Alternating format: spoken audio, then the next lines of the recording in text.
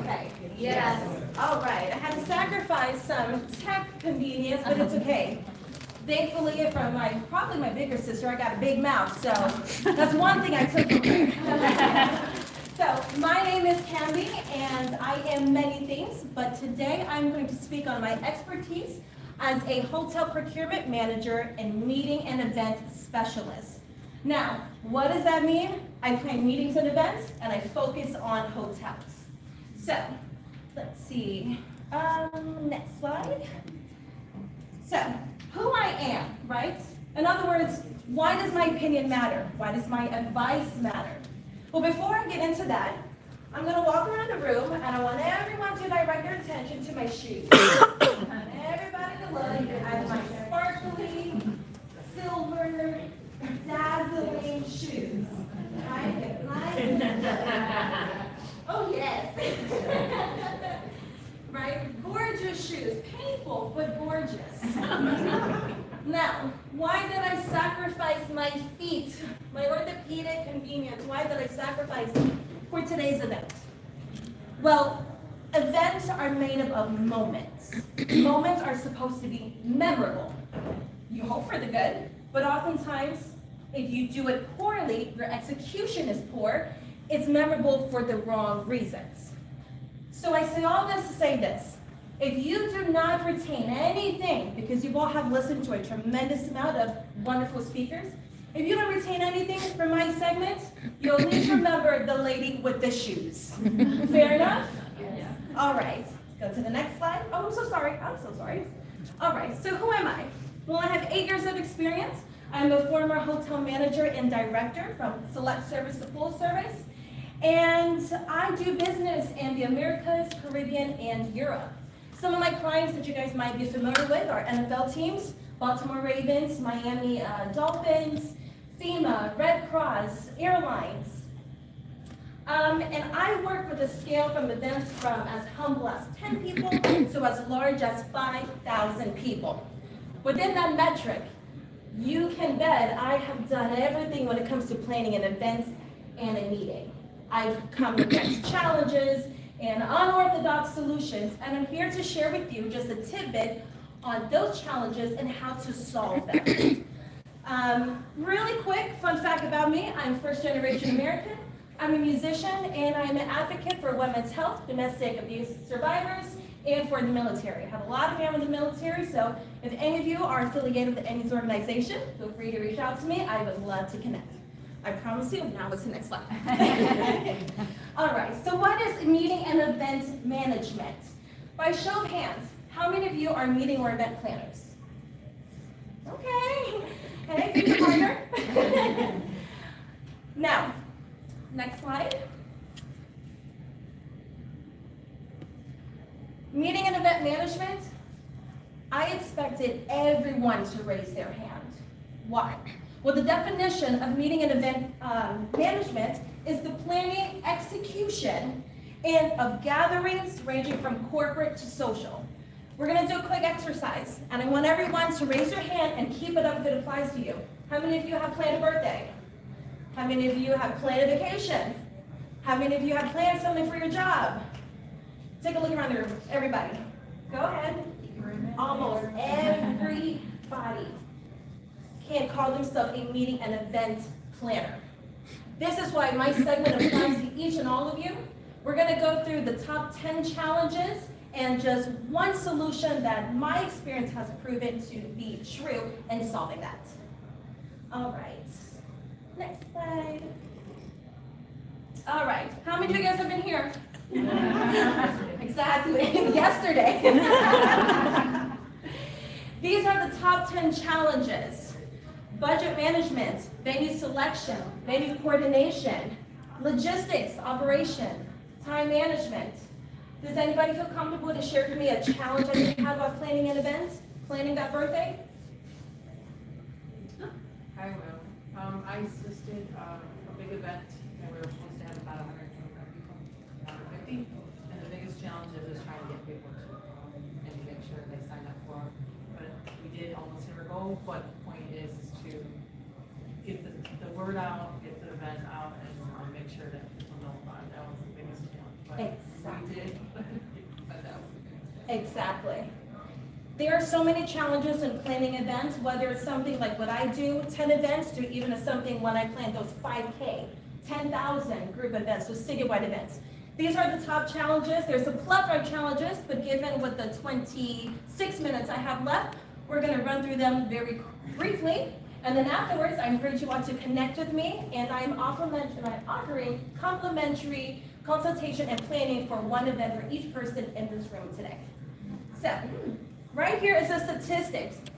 It has been over and over where people talk about how eventful planning an event is. The stress that comes with it, because you're not just working with one person. You're working with vendors, you're working with the hotel, you're working with the attendees, you're working with your team. Depending on who you are, yourself turns into your biggest enemy. You can't think straight. You can't hear the own reasoning in your own voice.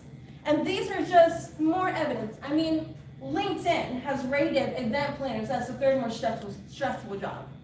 So it's a lot, and it's something that's applicable to everybody in every industry. Let's go to the next.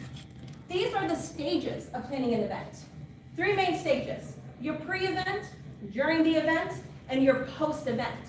Oftentimes when we look at planning an event or a meeting, we look at it as a collective function, and that's not what it is. The best way to tackle anything large is to tackle it in small portions. And what I'm here to do today is go ahead and show you how to break up those 10 challenges and how to address them. Next slide.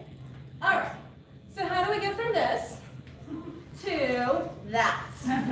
Okay, with confidence, okay? On our next slide, budget management. Biggest problem that people have is that they underestimate how much their budget is. When you underestimate your budget, what happens? When it gets to the end of it, you end up panicking and you end up overspending because you're frantic, you're trying to resolve whatever the problem is. There's not enough food, we didn't cater enough food. Okay, order 100 pizzas from the local pizza shop that's here or from the nearest supermarket. You spend and you start paying premiums. What I suggest for people to do is when you're budgeting for an event or for a meeting, create a budget within a range. 20% is a solid range. So for example, if you have $10,000 set aside, because perhaps you're participating in another convention such as this, don't look at it as I have $10,000. Create that 20% and look at it as I have $8,000 to work my event, and I have a range of up to $10,000. That $2,000 is there to recover any emergency expenses, any last-minute expenses, and by having that cushion, by pre-establishing that cushion, you're able to manage that stress, and hence relate to a more successful event that you're planning. Our next challenge. Let's see. Oh.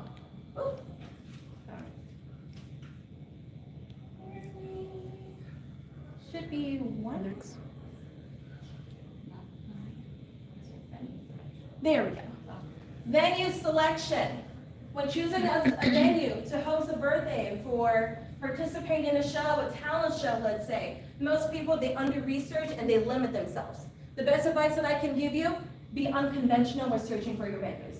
Look at museums. Look at buying out a restaurant. You go to your local mom and pop restaurants, you best believe they would love to have the marketing and the people, a packed parking lot filled for an event. A lot of times you guys will be really surprised about how many people are flexible with their venue space. An airplane hangar. I planned a corporate event in an airplane hangar.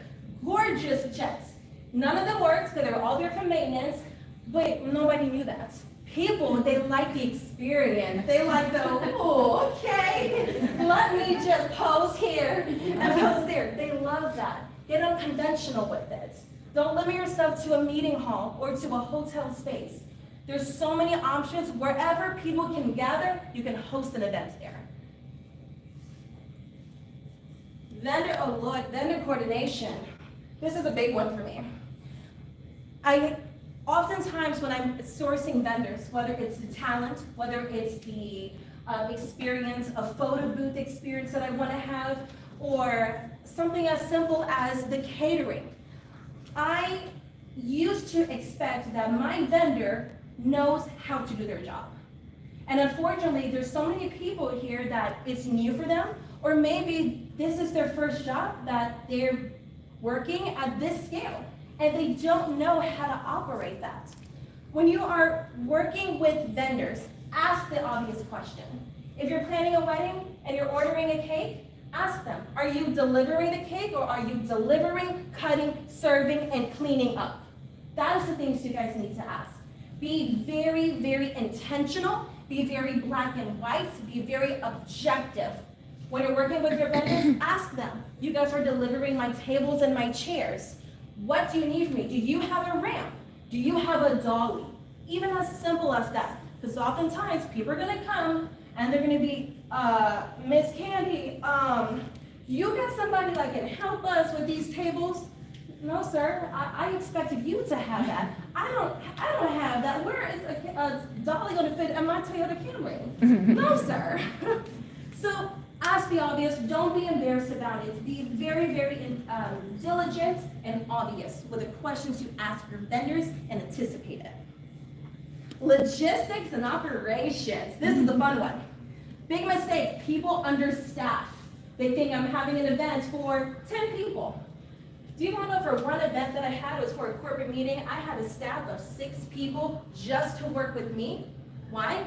6 people was to take care, one was for catering, one was for the parking and their transportation. Another person was to deal with their porterage, making sure that they knew where to go.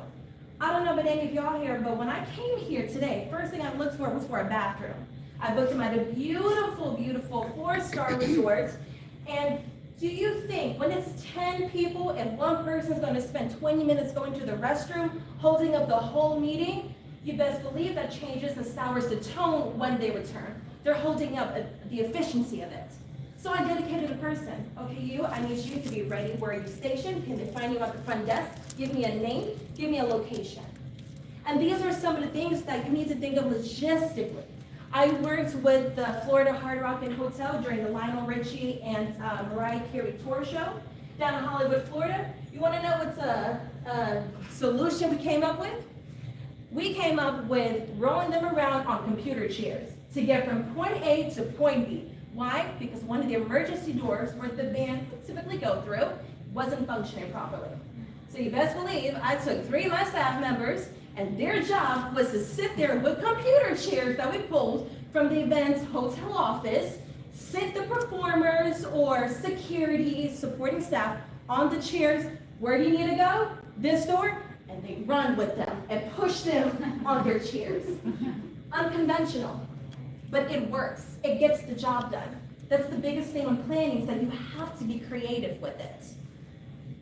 Let's go to next slide. Time management. Biggest thing is that we undervalue our time, and we often approach on how the idea of how quickly we can resolve something or execute something. We're too confident in it. Don't underestimate your ability, but you want to overestimate the amount of time it takes, because you might be exceptionally well at what you do. If you are a makeup artist, you might know you can do an amazing look in 45 minutes for a client. But you have to anticipate that 45 minutes. What if the AC goes out? What if you have a clog in your airbrush foundation sprayer? What are the things that you're going to do? Always treat your time just like how we would treat our budget, with a range. If it's going to take me 45 minutes, it's going to take me an hour in reality. Always better to over-plan, so that way you're prepared. And what's better after big events, when you can sit back and you can just be like, oh, I'm done early. Now I can enjoy my event. Here is a chart of just some of the categories that I work with. I have my marketing challenges, permits and licenses, local government requirements, AV arrangements. Now, some people might think, why would I need to get involved with the local government requirements? Very simple. I planned a family reunion. I got them a really great deal. I got them a room block for a very valuable rate for all of their family members. Well, they wanted to have a fish fry. No problem. The hotel made the exception. I negotiated for the families to cook their own food and bring it into the hotel. Well, what the family members didn't know is that the hotel's liquor license doesn't cover that. It only covers that the hotel brings that in. Well, the family brought in their own liquor, and long story short, it turned into a very nasty legal fight.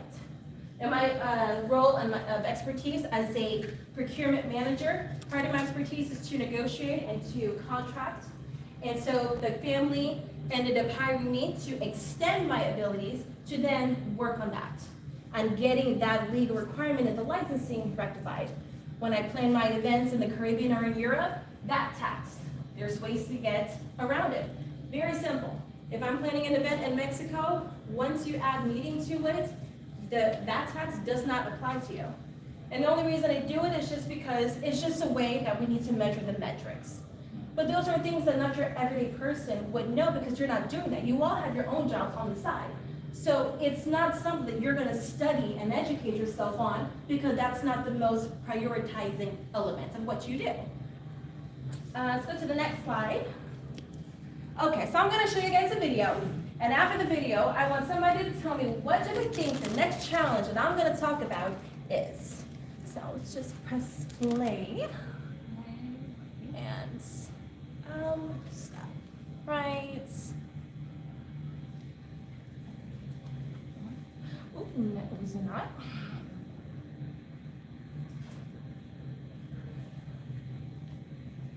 Yes, Candy, Candy.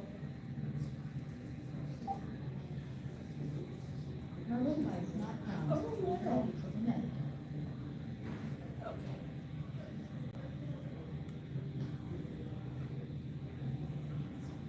That's fine, we'll skip it. That's fine. The video, if anybody watches the show, and I promise you I'm not using profanity, Schitt's Creek. And this episode over here, this mom and a son, and they're talking about how to fold in the cheese. How many of you know what the term fold in the cheese is when following a recipe? What does it mean? You just got to fold it in. In this clip, the mom is instructing her son, David, you just fold in the cheese.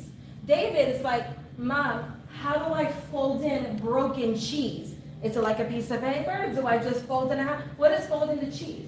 And the mom goes, David, honey, you just fold it in. You just, like what you do, you just fold it in. And David gets to a point of frustration where he's like, you know what? You fold in the cheese because I don't know how to fold broken, shredded cheese. And it turns into a whole thing. It's a highlight episode. It's quite funny. The reason I brought this up is because if we go to my next slide, I bring up communication. And that simple clip, direction was given to her son David, but instruction was not given. Oftentimes when we're planning the events and we're working with our team or even with yourself, we have a checklist, we have a to-do list, we have directions, but we don't instruct the people that are helping us on how to facilitate that. So my advice is to you is to communicate objectively. When you are communicating, the same thing that I am sharing with you right now, I should be able to say this to a 5th grade class, and they should be able to plan an event right afterwards. Might be a symbol, might be, a game of tag on the recess playground. It doesn't matter. That is how simple and how intentional you must be when communicating, because it saves you the time, the headache, and the hassle. Risk mitigation. I encourage everyone here, whether you are participating in an expo, whether you are planning an event for yourself, if you're planning a retreat, whatever it is, contract it. Even if you're working with somebody that says, well, we don't contract, we don't, we have an agreement, you buy our services and that's it, you contract it. And don't be afraid to do that. Protect your business like you would protect your home. Your business is an extension of that. The people you work with, treat them like they're your family. You want to make sure that yourself is protected because the people that are hiring you for your business, they are instilling a level of trust in you. So if your customers are not able to trust you because you cannot trust your vendors, then where's the relationship? There's no customer to consumer relationship. There's no vendor to coordinator relationship.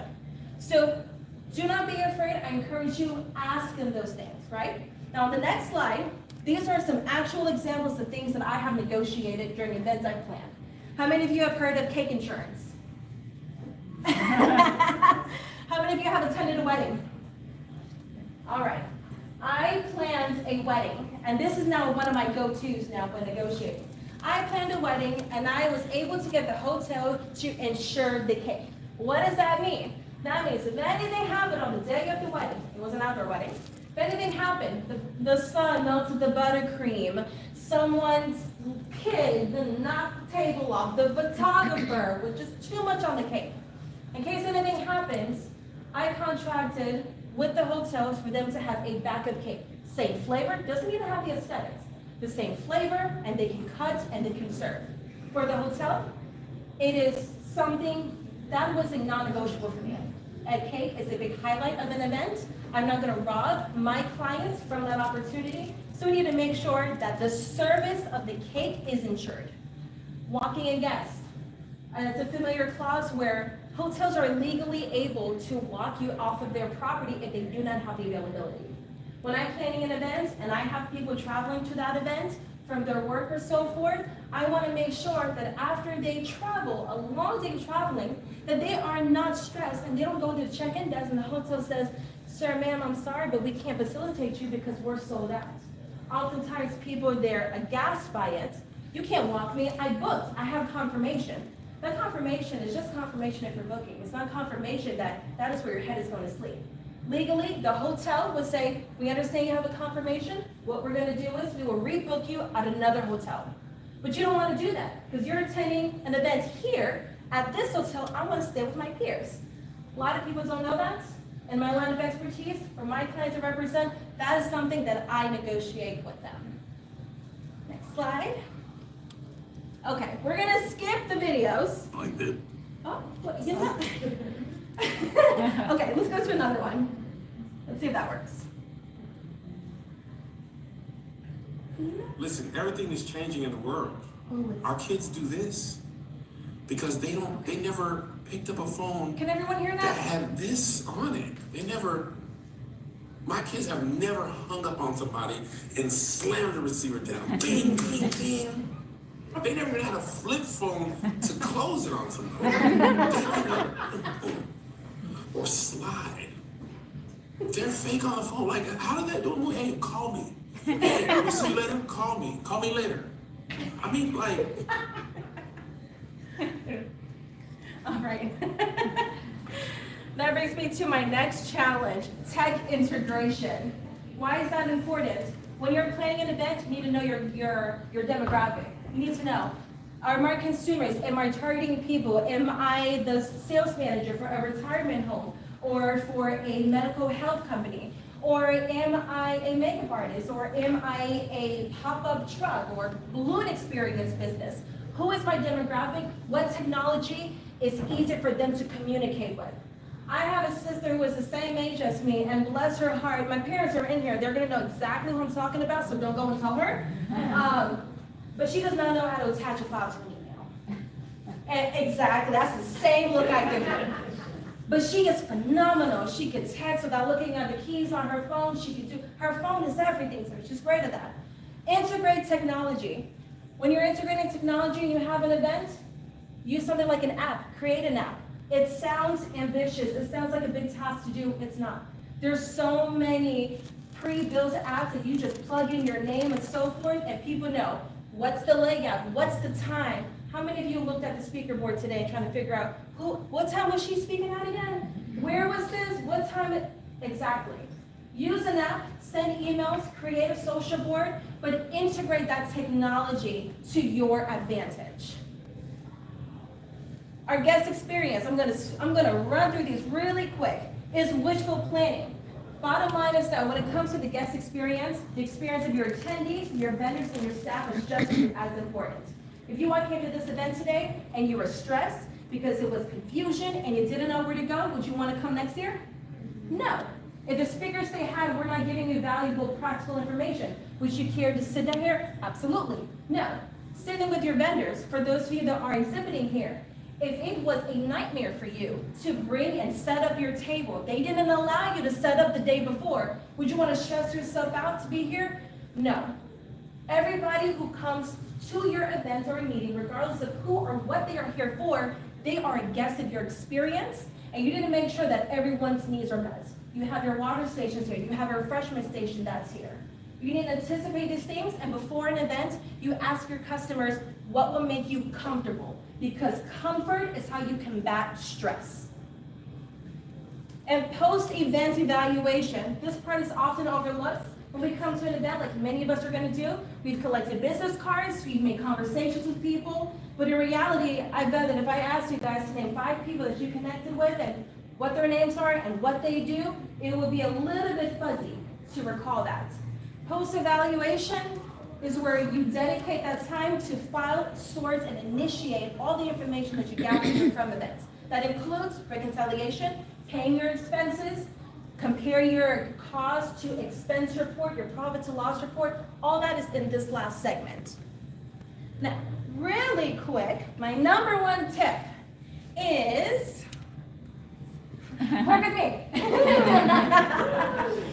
So, very shortly, I am independently licensed with the largest event and meeting planning site selection company, which is Helms Briscoe. When you work with me, I don't charge. I actually have another colleague who is also independent, Truly, over here. Truly and I, we are of service to you. We are client-centric, which means if you ask me to plan an event for you, I charge you nothing. I handle all 10 challenges that I just went over. And you might be asking, well, how do I do this for free? Because with Helms Briscoe, we have partners, number 1 sourcing company in the world. We have partners and they pay me to bring the business to you. So let me ask you, what kind of business do you have? You have a health business. So if you said, you know what, this is my year, I want to just hold a seminar, a small seminar like this. You would work with me. I would do your negotiations. I would contract. I make sure you got cake insurance for after the event, okay? And to help you expand for the people that are flying in maybe from other states. That might sound like a bit of a stretch, but if it's easy for someone to fly into your state or to come to your event, they're gonna come. If it was gonna cost me 2 hours to come here and I gotta rearrange my personal life, I'm gonna reconsider it. But I would help you go into the planning of all of that from beginning to the end stages, and we would host an event. And who would pay me? It was gonna be the venue that asked me, that says, hey, Candy, what's your name? Jenny, Candy, give us Jenny's business, and here, if you give us this, we'll pay you to do that. So I cost you absolutely nothing. Last slide. Last slide. And we can skip this one. Okay, there we go, giveaways is fine. So, everyone here has a chance for a giveaway. I'm giving away 4 giveaways. The first giveaway is going to be a $200 Amazon referral program. Now, all of you in here either attend events or you plan them. You shoot me an email. There's a promo code. That's no stress. WBC, Women's Business Conference. You shoot me an email with just the name of the person, the event that they're planning. If it actualizes, you get a $200 gift card. A complimentary meeting and event planning done by myself, and that is from start to finish. I will see that. So we might be working together for 6 months, depending on the scale, or it might just be a 1-month program. Bottom line is that I will plan your entire event so you can get the experience of what it's like working with me as a hotel procurement manager and meeting planner. The third giveaway is a hosted trip to an insider event. As I mentioned, I partner with the most partners with my company, Helms Briscoe, globally. So that means that I have, when our clients like Nike, TSA, for example, FEMA, they're working with my company. Because of that demand and that pull that we have, I have the city of Miami Beach, I have the city of Quebec, Canada, I have Cancun, that are working with me to say, Candy, what business do you have? Are you planning an event? Bring them here. I would take 2 people, 2 winners that I'm choosing, to join me on one of those fully hosted events. Airfare, hotel experiences, everything completely covered for under my business so I can plan it for you. And last, a 50% discount on any consultation in any part of your meeting and event planning process. So some of you have already started planning an event and you just want somebody to go over some contracts or agreements, feel free to use a 50% discount. It is $20, and I would dedicate time, Zoom, in person. I will go with you to the venue. I fly to and for my clients. I drive to and for my clients. I do everything for my clients. Why? Because their business is just as successful like me. In short, think of me like a realtor. I get paid when you do business. So best believe I will do everything in my power to make sure that your business goes well. And with that in closing, should time permit, here's my QR code. When you scan that, a small prompt is going to appear. Just put in your name, your number, and your email address, and hit download. It will automatically download my contact information, including with notes from my presentation, and I will have yours. Everyone in this room today will go into my raffle, and within 1 week, I will follow up with everybody to offer my complimentary meeting planning services. And hopefully raffle up 2 of you guys to take you on a complimentary 3-night stay with me at a destination to take your next event. That was a lot, wasn't it? Lord, without the mic, so I'm parched. So catch me on the block, catch me on events. I do courses, I train people.